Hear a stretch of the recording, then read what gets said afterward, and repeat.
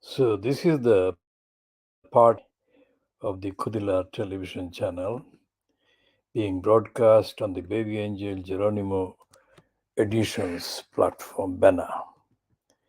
This is the part A at 0650 GMT on Sunday the 2nd 2023.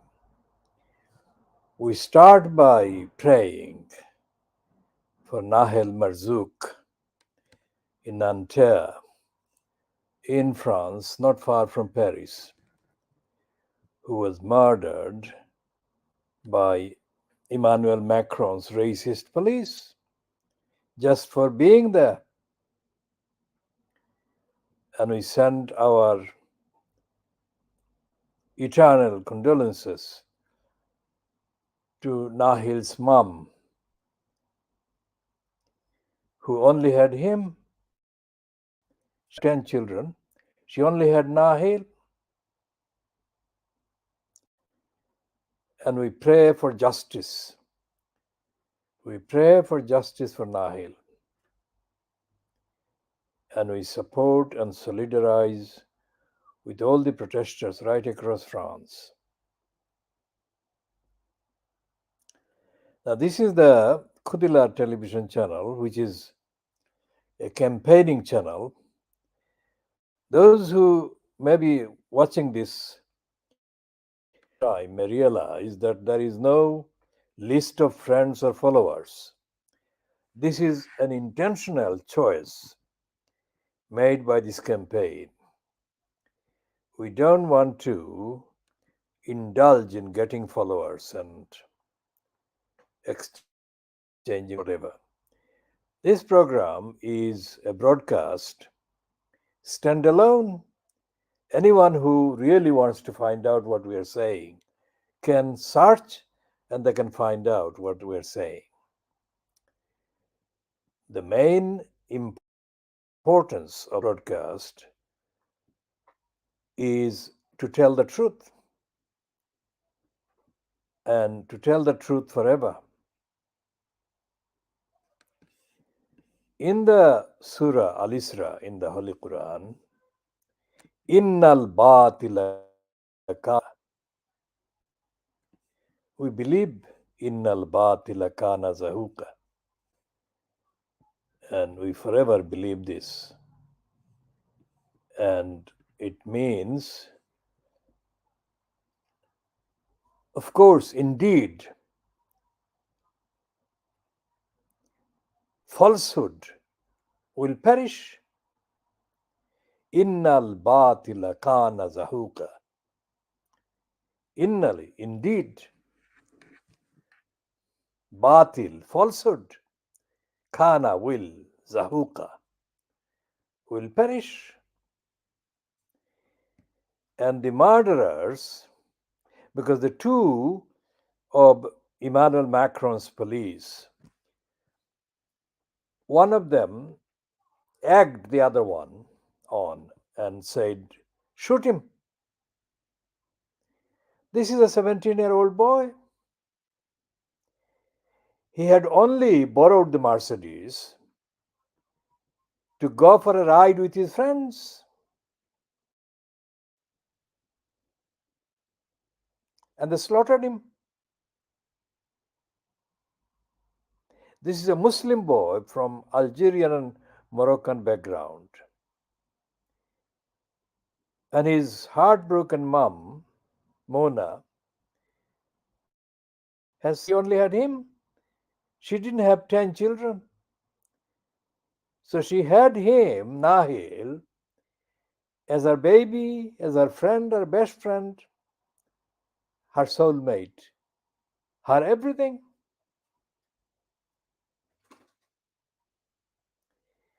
And for Macron to say that criminal elements are taking advantage of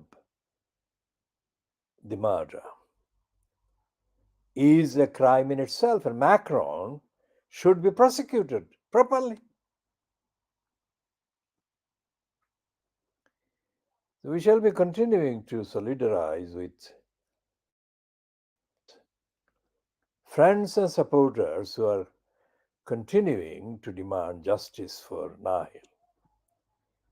And we are saying that there must be an end, long overdue, must be an end to the anti-Arab, genocidist racist policy followed by successive regimes in France.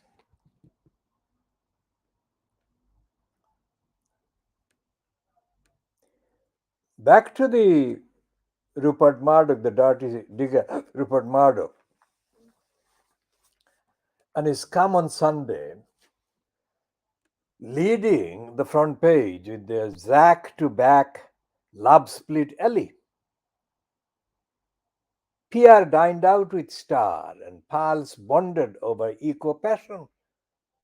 Now, this is complete multiple lies. Goldsmith was forced to resign the post as a minister in the tottering regime fronted by Rishi Sunak after it became clear Jack Goldsmith festers as a member. Festers is a word that I use, meaning rots, decomposes. So Jack Goldsmith festers as a member of the corrupt gang fronted by Boris Johnson. So when he wrote that letter, which the stupid Guardian has misinterpreted and put on a splash on the front page, saying that Goldsmith resigned because of Rishi Sunak's apathy on environmental issues. That's a lie. Rishi Sunak is, of course, apathetic. That is a given. But it's not something that has suddenly appeared. Rishi Sunak is apathetic to the environment, and and despite his claims, as is Jack Goldsmith. Until this so-called resignation stunt, Goldsmith had not been making any complaint about Rishi Sunak's apathy on the environment. And this thing about Singha and the ex-minister, fuck them. What the fuck? Ex-minister, ex-liar, lying anew. Zack to back, love split Eliu. Since when has he become a counselor? Emotion and split and whatever. In any case, Ellie Goulding,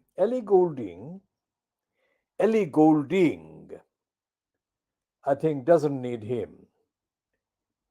He needs somebody whose name or notoriety or celebrity Goldsmith wants to reflect on, reflected kind of association, so that his disgraceful behavior, because what he actually was coming under pressure over was that he condemned the Privileges Committee. And he condemned the Privileges Committee for daring. He condemned the Privileges Committee for to tell, at least for a change, for a daring to condemn the lying by Boris Johnson. And Jack Goldsmith is part of the lying crew fronted by Boris Johnson.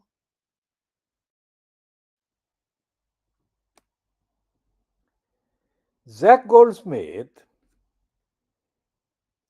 he's not telling the truth on this one. And when he became a conservative, obviously, he became a conservative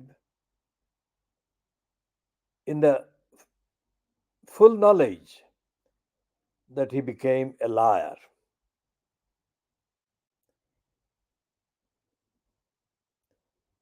I mean, how could this be the front page of this Scum on Sunday when millions of people are marching, have been marching in France?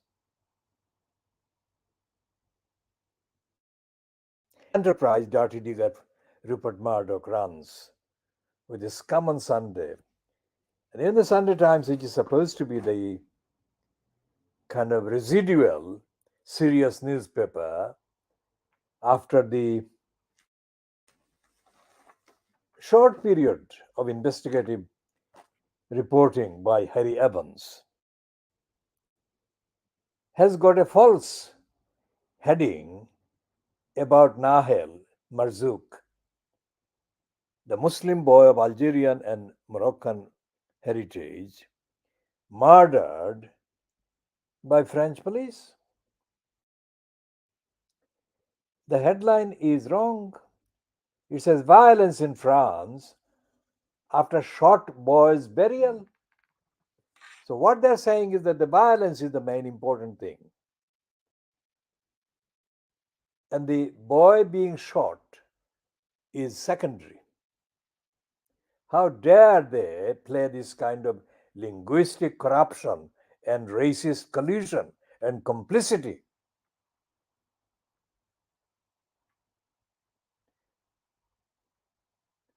Violence wasn't after the short boy's burial.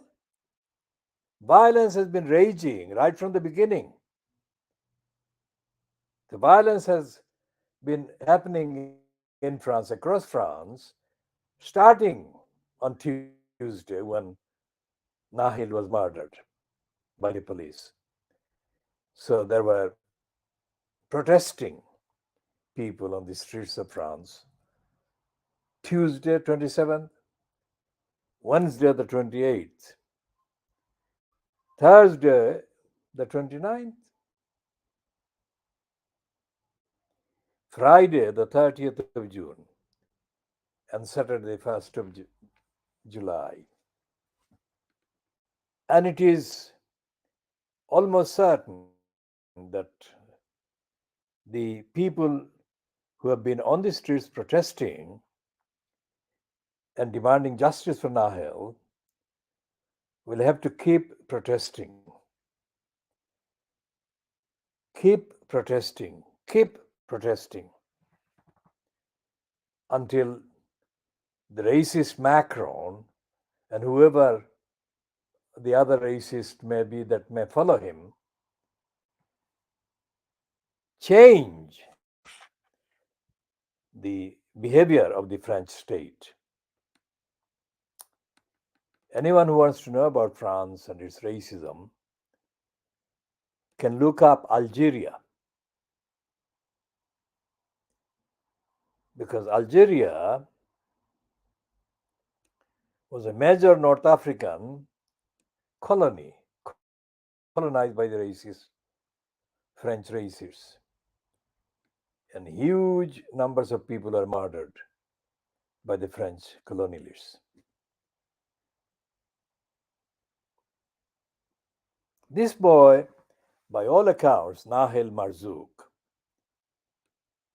is only 17 and is the only child of his mom. And he was trying to become an electrical engineer. And he was part of a rugby team. And on the day that he was murdered by the police, he had spoken to his mom and he had said to his mom, "Mom, I love you." And his mom said, "I love you too." And that was the last time they spoke. That was the last time they were together, mom and the baby.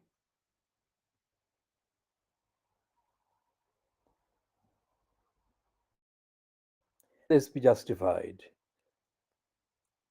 How can a 17-year-old boy be murdered for a minor traffic breach. They could have given him a warning. They could have booked him for a fine or something. Instead, they murdered him.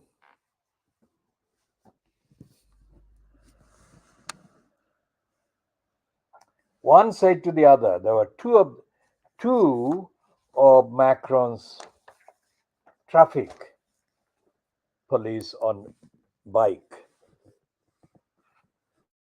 or motorbike. And the first one approached him when he stopped his car, and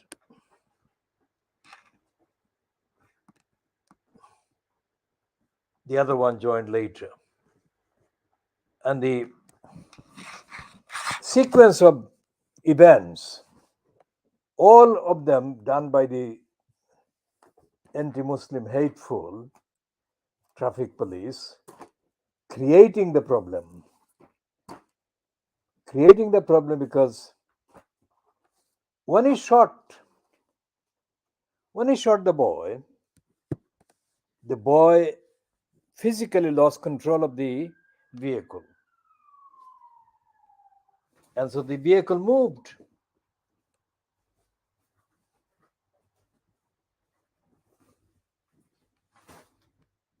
Everything that the police said at first about what happened has been proven as being untrue.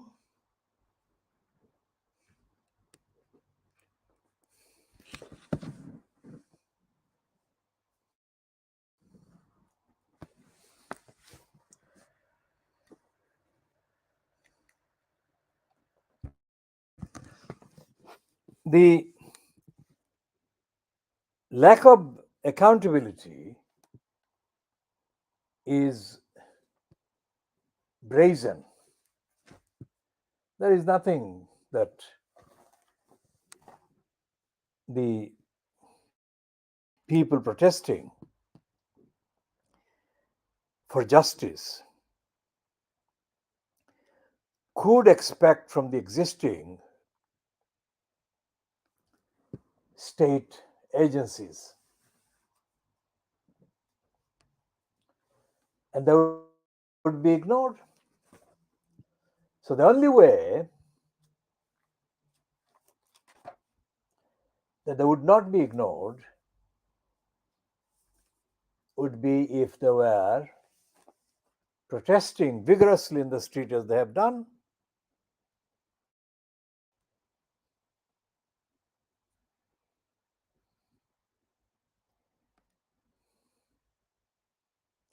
To those people who are among the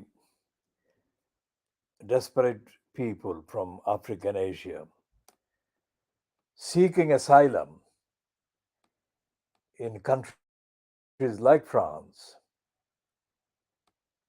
this kind of situation, I think, is beyond their imagination. They don't think that this kind of murder goes on.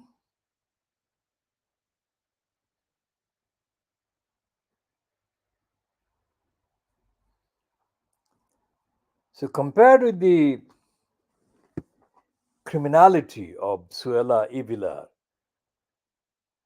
Cruella Fernandez, and Rishi the Evil One sunk, and their anti-migrant rhetoric,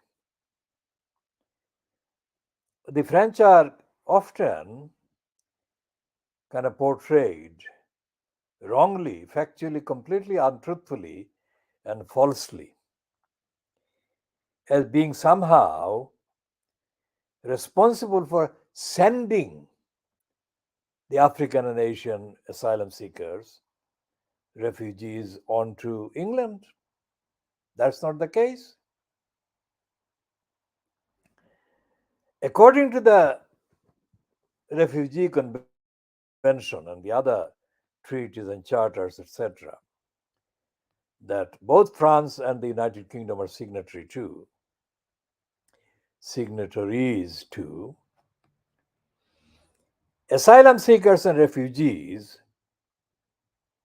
must be treated with respect, must be treated with welcome, and must be given due and fair opportunities to make their case, present their case to the officials, centers, whatever, doing the processing of their applications. But with the case of Nahel, who was born in France, there was no need to treat him as a stranger. Not only did they treat him as a stranger, they treated him as non existent. This 17-year-old, just imagine two adults speaking to him, and he is nervous, as are two of his friends in the car nervous. Two of his friends are absolutely petrified, and one of them runs away because he's scared that he would be shot as well or he would be attacked. Why should that kind of terror be created in children by French police? There is no mention of any of that in the British media. The only news outlets that are talking about Mona, Nahel's mom, and about him are outlets coming from Arabic speaking countries. The ones that we have accessed are in the English language, but there is nothing in the American press, American media, the North American, Canadian, or the British ones. None in German ones.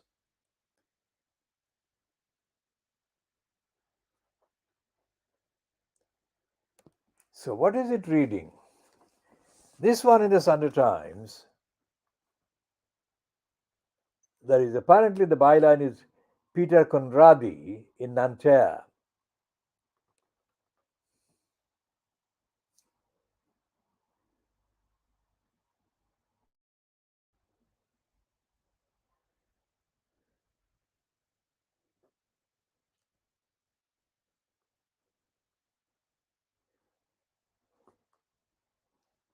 And this is a false item because it says, well, whoever edited it, because it must have been edited by somebody in London, although the name Peter Conradi is there as the person who filed it, they must have filed only the basic information, which has been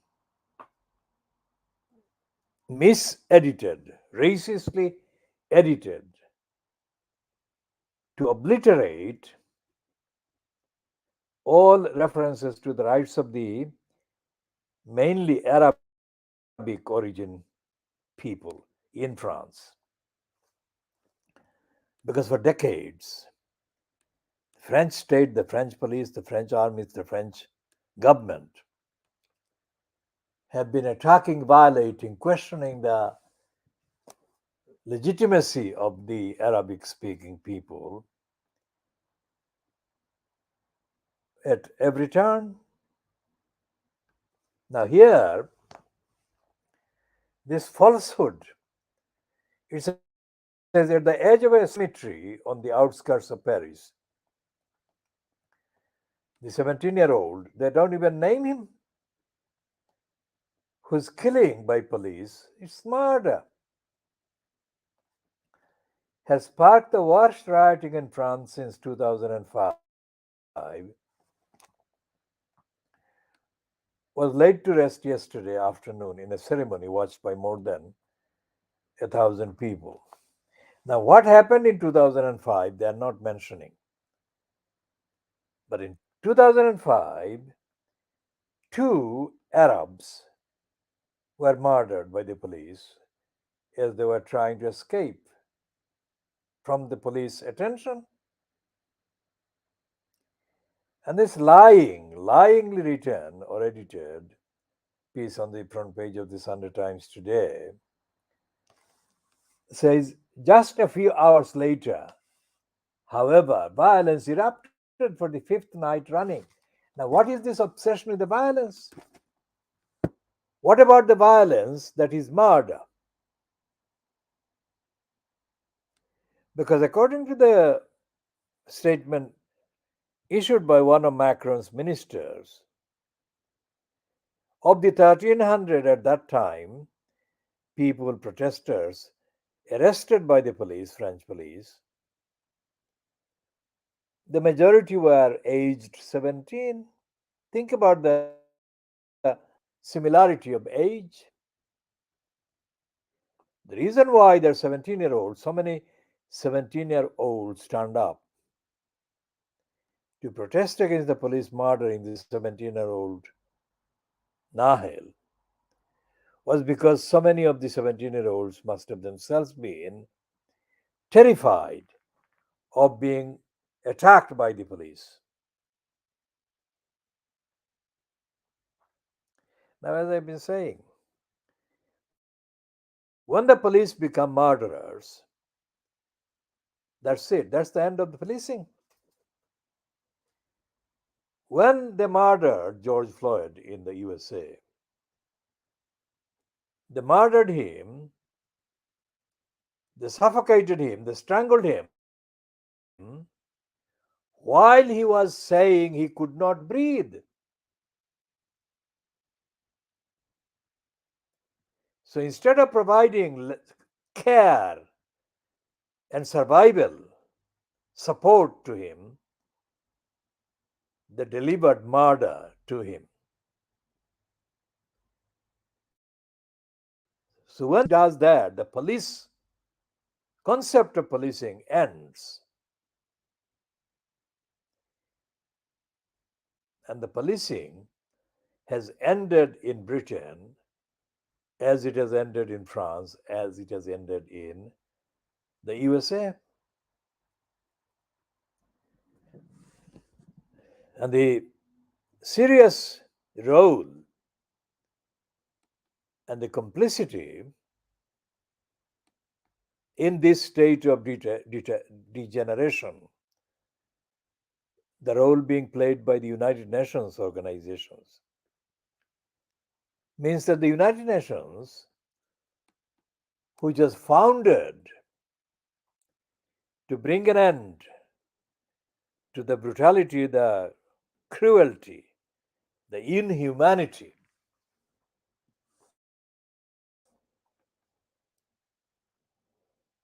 that had been done by the Nazis. Those brutalities, cruelties, and inhumanities are being brought back, not by the Germans only, but by the descendants of the people who wrote the founding declarations and the founding instruments of the United Nations organization. There is a side issue in the context of Nahel's murder in France. In the Observer today, talking about John Cruddas. Now, the surname Cruddas is also the same as the Cruddas who is one of the corruptly appointed member of the House of Peers by Johnson. But this Cruddas is a John Cruddas who is a Labour MP for Dagenham in East London. This Cruddas at some points pretended to be a radical. But he's not a radical and he's not a Democrat, really. He is a careerist who makes kind of timely interventions in order to keep his careerist relevance alive. He is reportedly saying that Starmer is making the Labour Party unbearable. But we have been saying the Starmer is the political murderer of the Labour Party. Cruddas would never say that. There is nobody in the Labour Party now, nobody in the Labour Party, in Parliamentary Labour Party, there has never been for more than 100 years since George Lansbury, who was briefly there. So there is no real Labour Party member of Parliament who would have said anything like what we have been saying on the facts about Starmer. The Starmer is a political murderer of the Labour Party. Now, Cruddas is tinkering. He's not seriously evaluating the sum total of the behavior of Keir Starmer. So what he's doing is just keeping himself on the kind of news headings. That's it, so that they can say he has done his CB, an update of sorts. I physically only met Cruddas only once, on the occasion that I attended the appearance in the Bow Church event marking the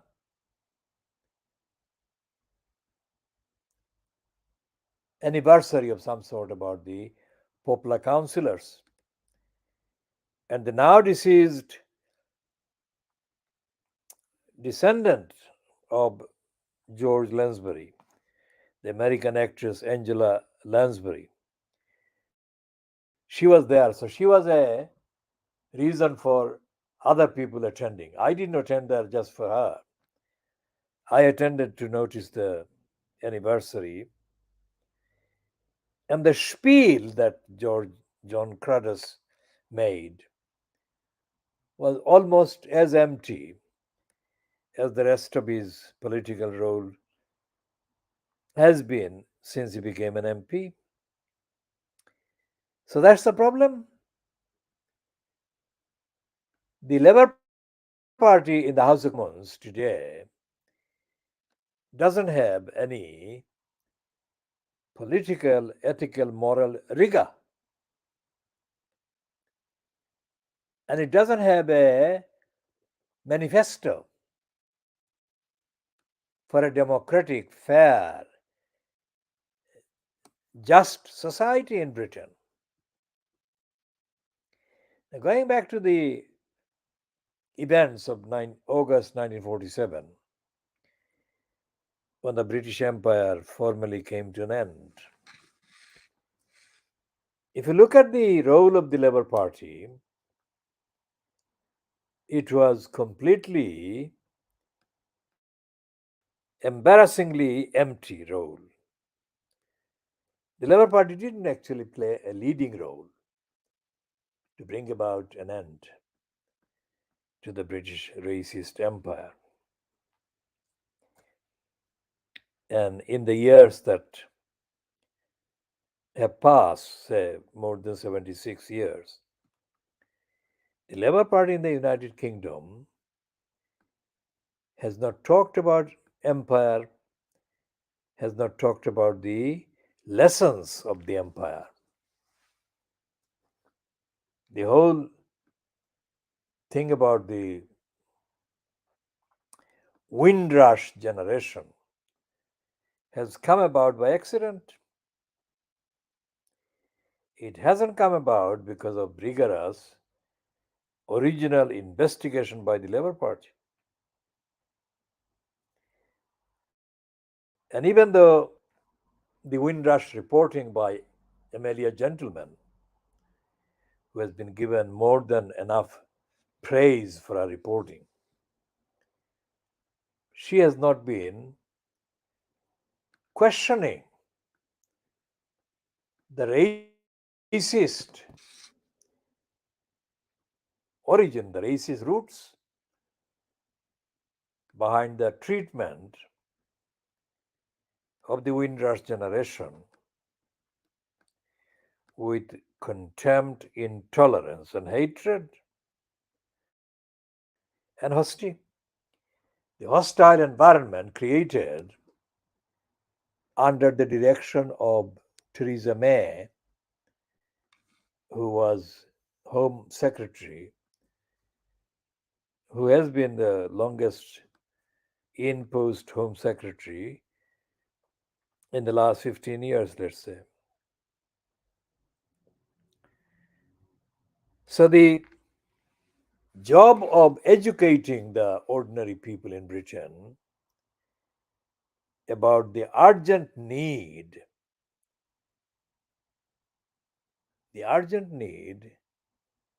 to end racism of all forms, urgent need to apologize for empire and imperialism. That job has been left not even started. So, who should be doing this? Logically, then, the children of the colonized former colonies, children and descendants.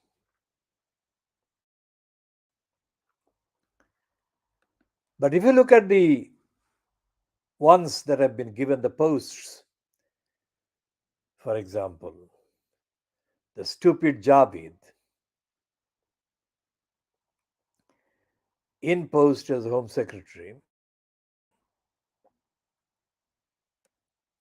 and then I got Sadiq Khan, who before he became mayor at the expense of London, was announced as a junior minister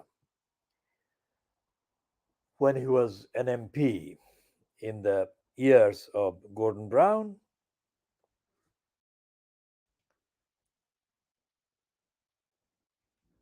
There is no sign that stupid Javid is fit for purpose.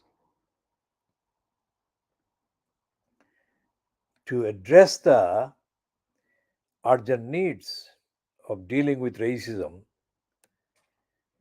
and Sadiq Khan, of course, doesn't even exist. Sadiq Khan exists. Physically, you can see him, but there is no intellect, there is no substance, there is no manifesto, there is no program. So there is a void that has been prevailing, a void that is the reason for the treatment of people of former colonies, people from the Caribbean as well, as non existent.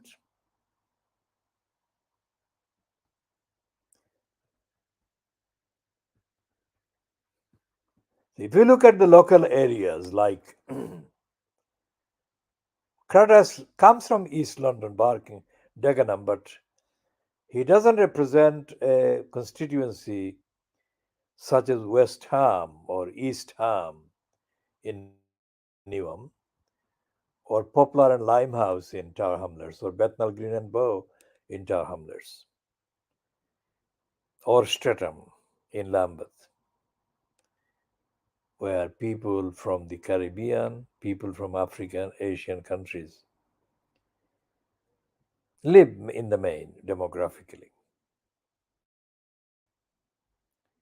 So, although the people live there and they exercise their votes, that's it. It doesn't go further than that. For instance, the votes that the people in Tower Hamlets, Bethnal Green and Bow, or Shadwell and Poplar, or Poplar and Shadwell, They cast their votes and that's it. The casting of the votes, the elections every few years, are not followed by the immediate commencement of the campaigning demands by the voters on the voted for or voted in to account for what they're doing with the election. So you extrapolate and apply this principle, and you find that there is no movement anywhere in England or in the United Kingdom for the electeds to be held to account.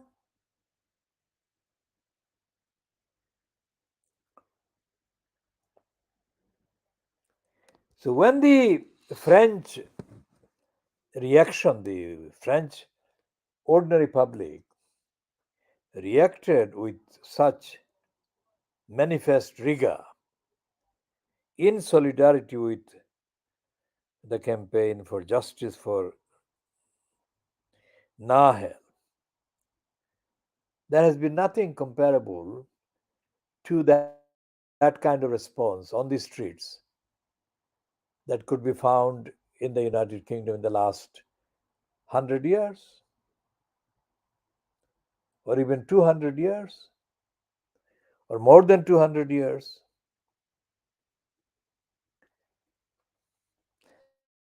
What the popular councillors did in 1921 was a one off confined to the local area of Poplar and the Rates rebellion. It didn't extend beyond Poplar and it wasn't followed by others. The reforms, so called, that took place took a long extra battle to bring about, but that is not anywhere near what it should have been. Even now, it's more than 100 years, and the oppressive penalties imposed on the low income people by the conservatives in 1921, the option remains the same.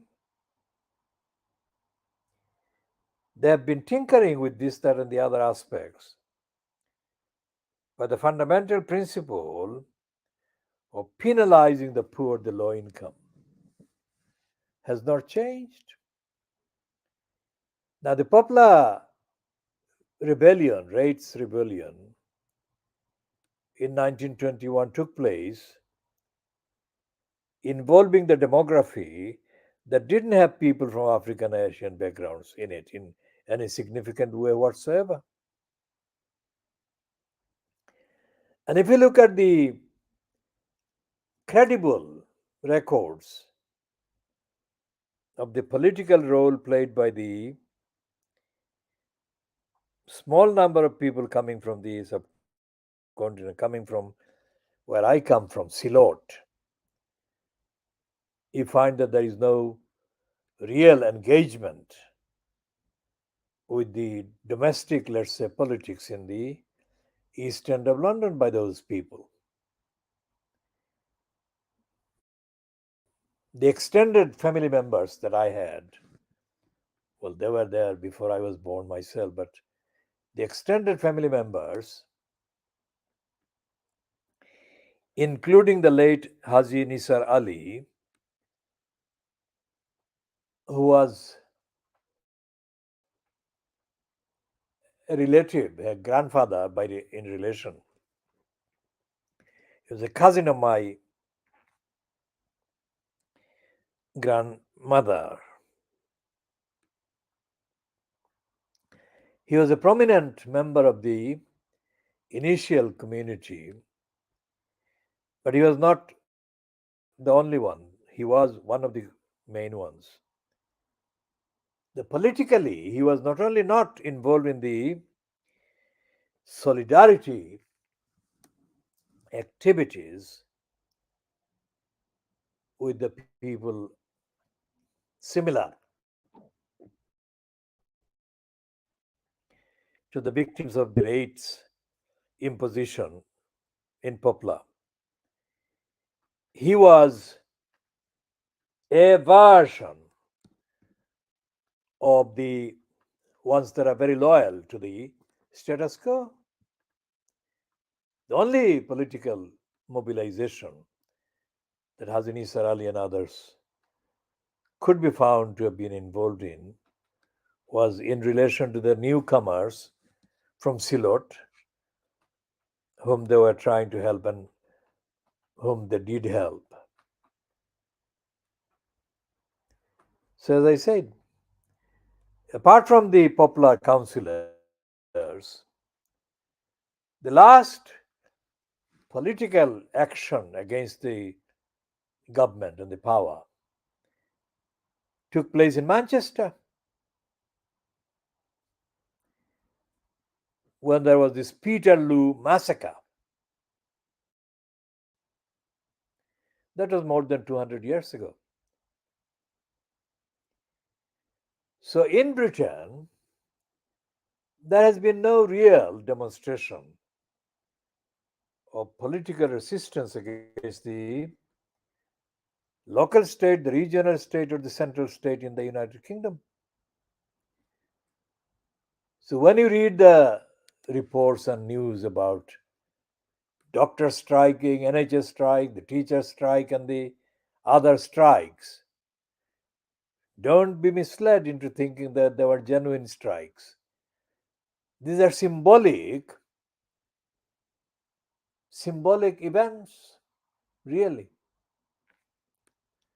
There has been no real manifesto based on the founding aims of the Labour Party.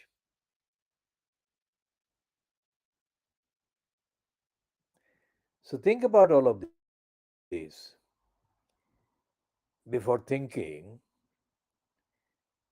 that when the British media referred to Sajid Javid, Sadiq Khan, and Newham's mayor Ruxana Fiaz as three children born in Britain, but three children of bus drivers who all came from Pakistan, don't think that is real achievement by these people. That is, they are being used as of the agenda of the status quo. Of course, I mean, they are getting the benefits of the extra salary and all the rest of it, the perks of the posts, etc. But they're not leaders. They have not been leading the community against the injustice that prevails, against most certainly against the racism that prevails, the racism that is even getting worse. So when the French ordinary people solidarized with Nahel and gave Mona, his mum, full confidence and backing, that kind of thing didn't happen in Britain, has because in 2011, the London Metropolitan Police shot dead a young person in Haringey. What took place was, of course, dismissed as a riot and was dismissed by the British media as being exploitation by criminal elements. But it didn't last. The actual protest didn't last and it didn't actually spread further afield. And the Metropolitan Police responsible for the murder of that particular young black man have not been held to account.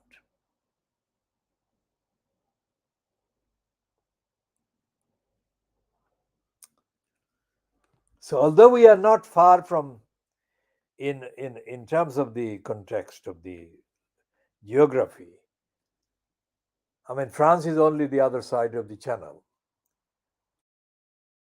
But reading the British newspapers on Sunday, following the Tuesday, it would not be clear that millions of people have been on the streets in France. And to that extent, the French have shown that they're alive in terms of democracy, in terms of justice for their own. Despite the racist brainwashing,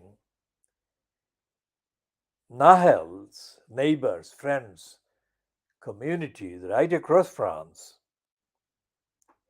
have shown him respect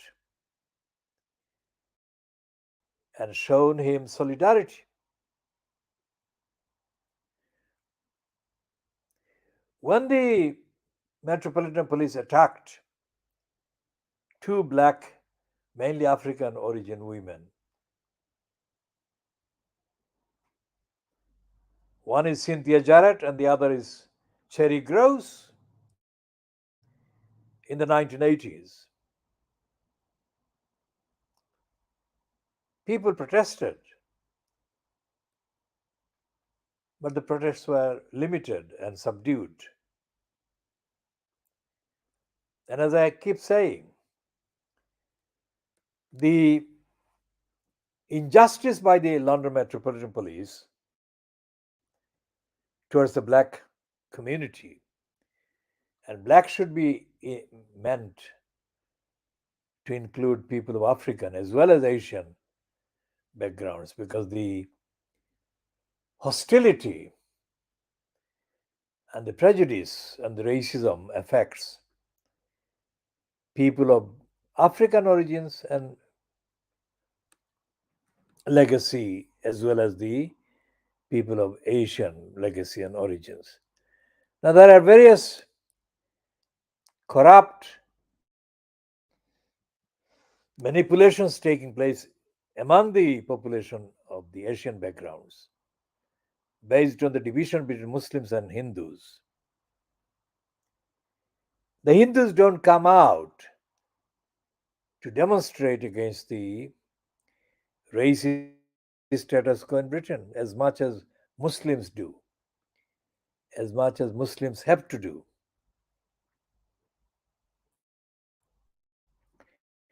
And this is not something that has been happening as an accident. Throughout the 190 years since 1757, the colonialist British authorities did their worst to keep the population, colonized subcontinent's population, disunited based on the religious differences. 100 years after 1757, the events of 1857 were marked mainly by the Hindus, the Muslims, and the Sikhs among the army the British had created,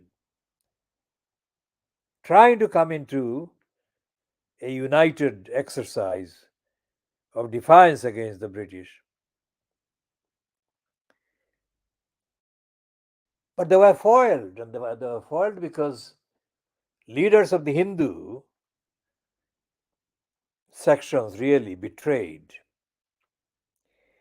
and they decided to collaborate.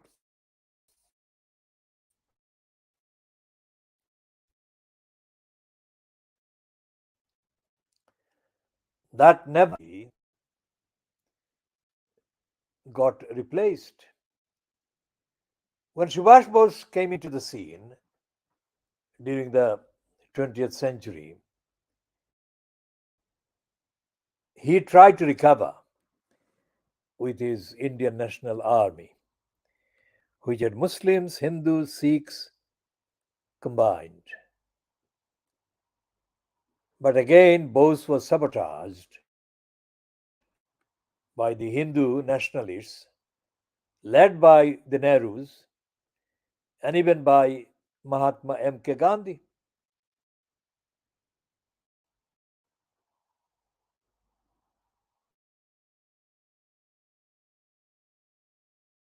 When I organized the action in 1992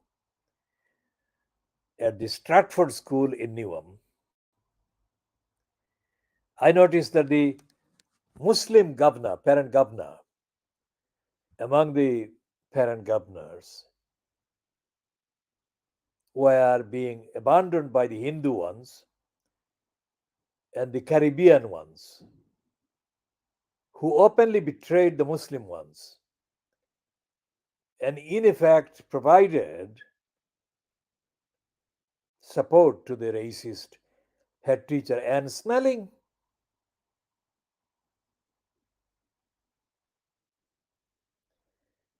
And this can be found to have been happening right across the country over the decades since August 1947, because the people in the United Kingdom who come from Asia and Africa have begun coming during the 1950s, 1960s, 70s, etc., etc. And the Windrush people came in the 1950s, of course.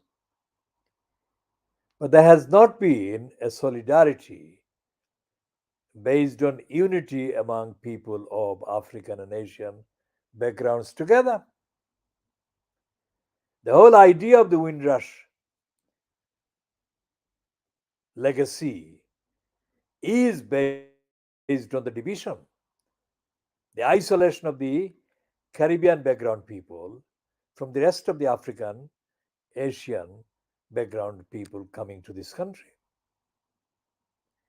So there is no association, there is no solidarity, there is no association. And you can extrapolate that and find that in employment, in schooling, and especially in the behavior of the police. For instance, when the police attacked Cynthia Jarrett and Cherry Groves, the Asian part of the demography didn't solidarize with the African Caribbean backgrounded people that both Mrs. Jarrett, and Cynthia Groves belonged to. This was not an accident. This is cultivated, intentionally cultivated. So in 1976, I was leading the campaign against the discrimination by the UK government against overseas students right across the United Kingdom who were being overburdened by being charged excessive fees that they couldn't afford. That was 1976. And I was traveling right across England, organizing on campuses where I could reach. One event that took place at the University of Sheffield during 1976 found me having to dispose of Trevor Terrible Peelip's. Now, Trevor Terrible Peelip's was just being launched by the British racist state as their official slave. So he was there in Sheffield to say that the campaign that I was leading, or I was part of the leading group of campaigners against the overseas students being overly charged unaffordably high amounts of fees.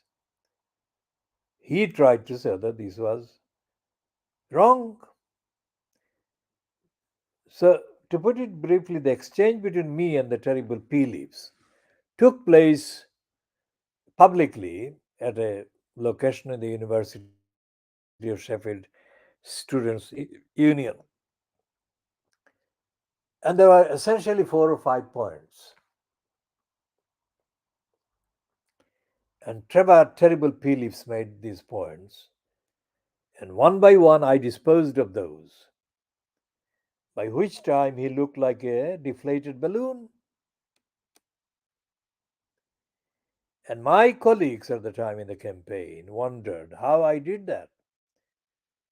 That is to say, they thought that it was extraordinary that I deflated Trevor Terrible Pea Leaves so deftly. And I told them that is what I did, and that is what I do. I have done this on every major encounter that I have had with all the individuals concerned, for example, including, I asked a question in 1977, the year after that, when James Callaghan, the most racist Labour Prime Minister, was in post after Harold Wilson resigned. And I asked James Callaghan a question about the Labour government's complicity with the racist attacks environment that prevailed in the country against people of African, Asian backgrounds. Instead of answering my question, Callaghan, as every racist would do and does do, gave a reactionary, hostile reply which didn't amount to answering the facts. Not long after that, I went to the India House in the Strand, which is still there, the Indian High Commission, which was India House of the Empire, India House at the time of the Empire. And the Prime Minister of India at the time was Morarji Desai. And I wanted to know from Desai, in the context of the Commonwealth so called, what he and his government was doing to protect the people of India, Indian background, other Commonwealth background, who were students, visitors, and who were residents in the United Kingdom based on the membership of their countries of the Commonwealth organization. And Desai didn't answer my question. What Desai did was to offer a completely stupid, uninformative, lacking transparency, tautological display of his skills at diverting attention from the focal point. I wrote an account on that afterwards, which was published in one of the outlets that was controlled by Rifraf Ali, in other words, Arif Ali, the crook that was funded by the Greater London Council later for the promotion of Ken Livingstone's image. As I could add the exchange between me and Zulfikar Ali Bhutto, Benazir Bhutto's father, going back to the 1960s. At the meeting that Zade Bhutto addressed at the Institute of Engineers in Dhaka, then East Pakistan, which is now Bangladesh. Because Zade Bhutto was there shortly after being ousted from the cabinet by the military Field Marshal Ayub Khan. And Bhutto thought that he had a chance of politically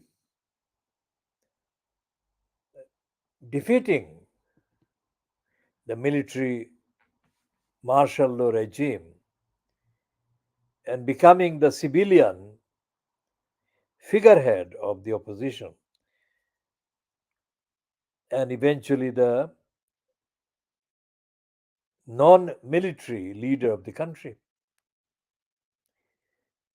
So he included East Pakistan as it then was, and he organized a demonstration of his speech, his skills, his oratory to be delivered at the Institute of Engineers.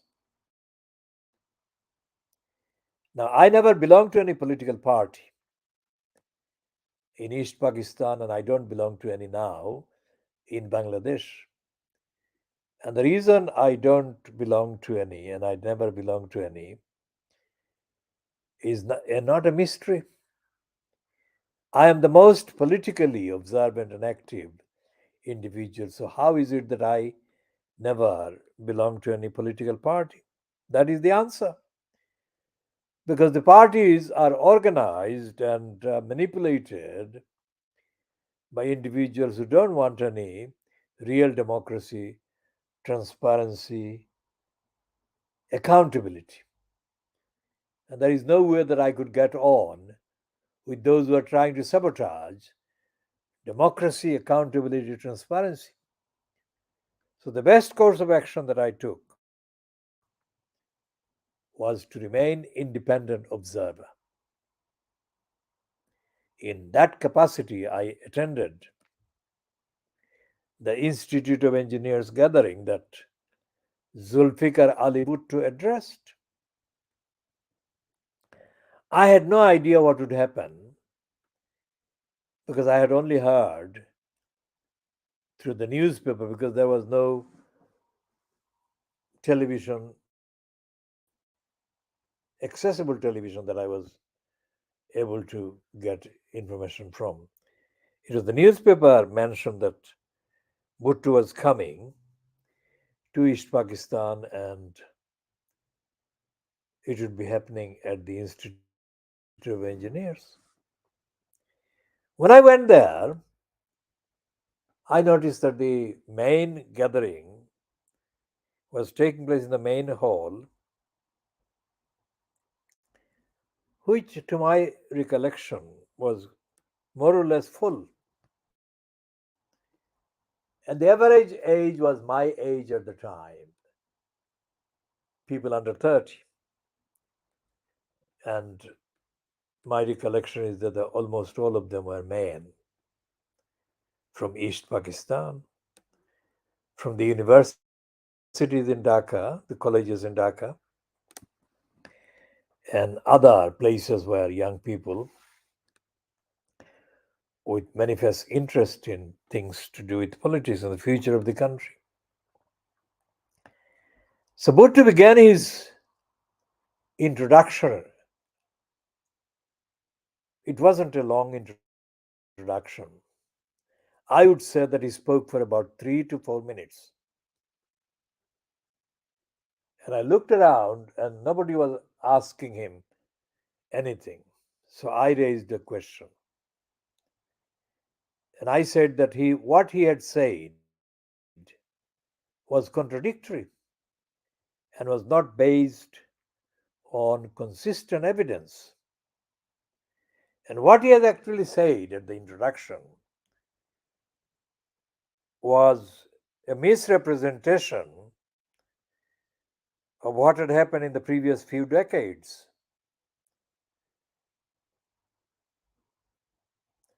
And that was a misrepresentation because the existence in the subcontinent of the two main countries, India and Pakistan, came about directly as a result of the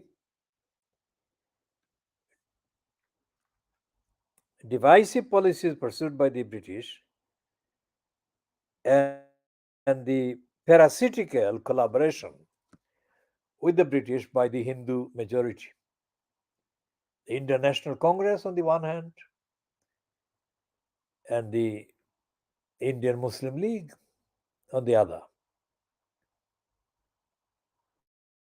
So, what Bhutto said was glossing over the serious issues,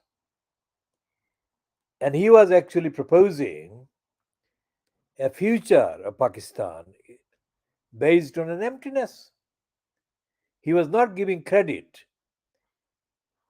to the very serious efforts made by the Muslim League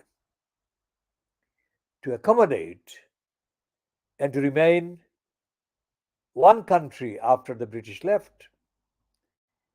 This was rebuffed and misinterpreted and rejected by the Hindus, the Hindutva nationalists, that included Jawaharlal Nehru, and before him, his father Motilal Nehru, and Mahatma Karamchand Gandhi.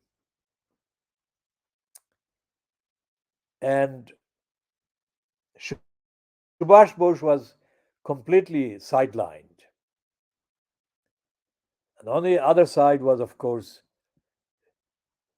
Muhammad Ali Jinnah for the Muslim League. And Bhutto didn't mention any of that. He presented himself as the first happening in the 190 years of the subcontinent's history. So I told him that he was contradicting himself and he was not telling the whole truth. So Bhutto, I don't think, looking at his face, I can imagine his face. He never expected any question for a start. Now, why he didn't expect a question is something that I'll discuss later. Because he came from Larkana in the Sindh and he came from a very rich, wealthy family. I don't think that he expected anyone from East Pakistan to ask him any question. I think he expected the, the assembly, the rally in the Institute of Engineers to be made of fans of Bhutto the celebrity. That was his mistake. Because I had been actively engaged in interrogative, investigative encounters from the beginning of that decade, 1960s.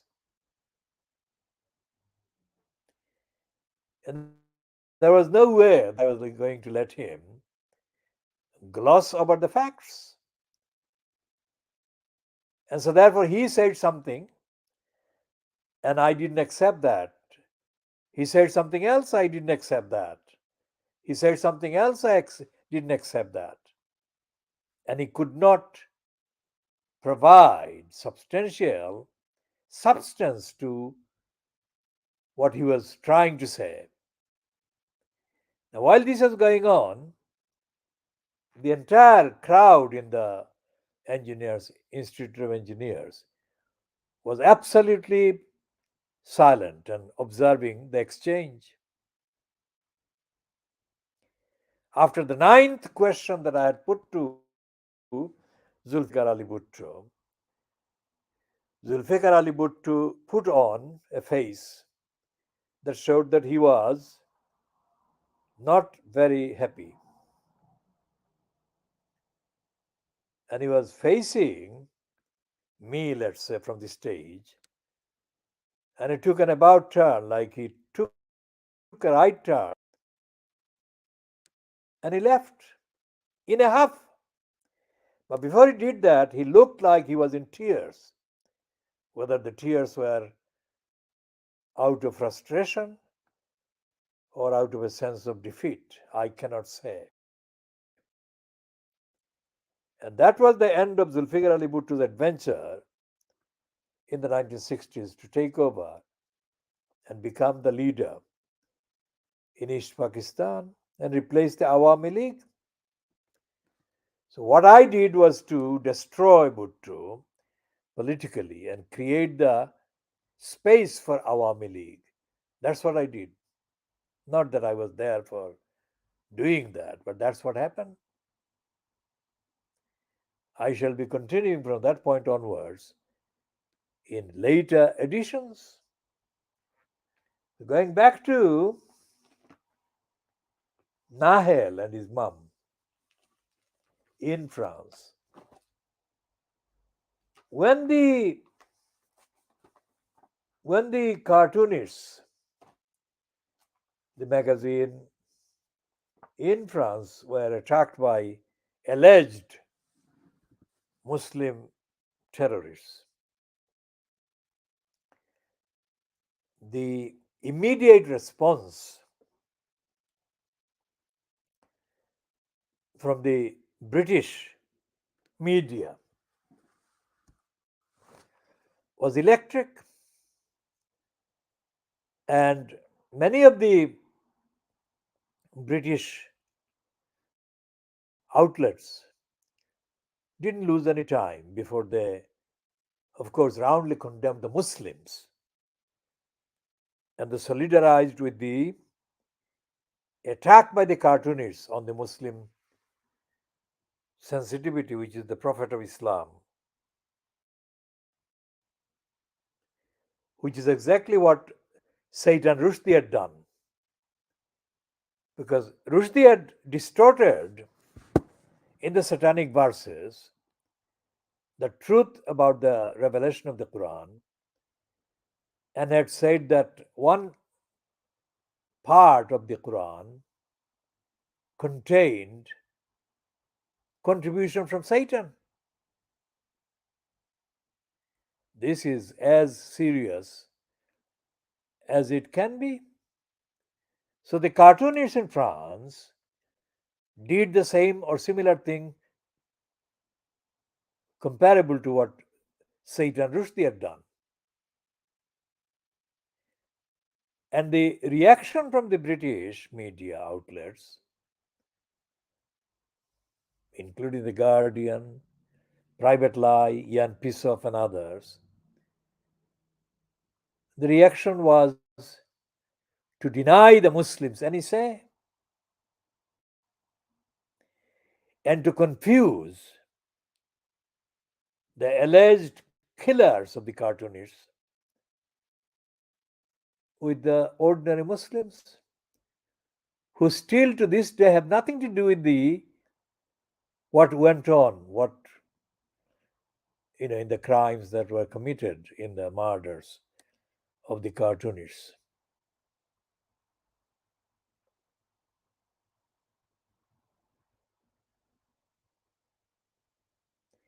So that is the equation. While they were very quick to express solidarity with the cartoonists that were killed in France, in the last 4 or 5 days, the British outlets have been completely complicit in misreporting or not reporting at all the police, anti-Arab police murdering this 17-year-old boy.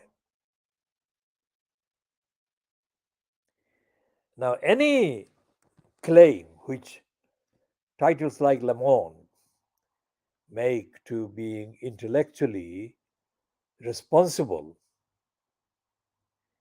must be evident in the contents of their journalism.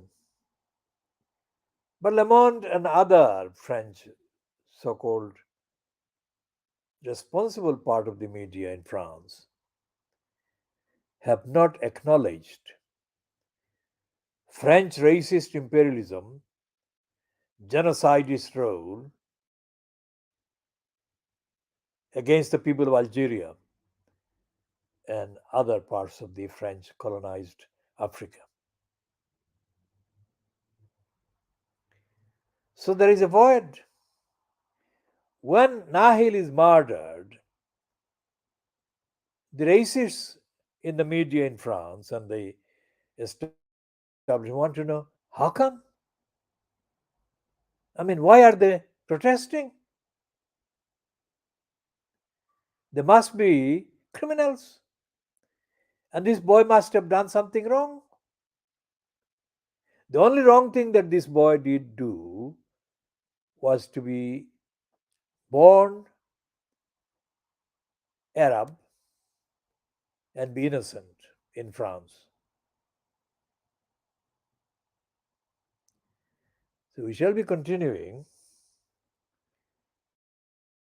and we shall end this one at 1 hour 21 minutes at 08:10 hours GMT on Sunday, the 2nd of July 2023.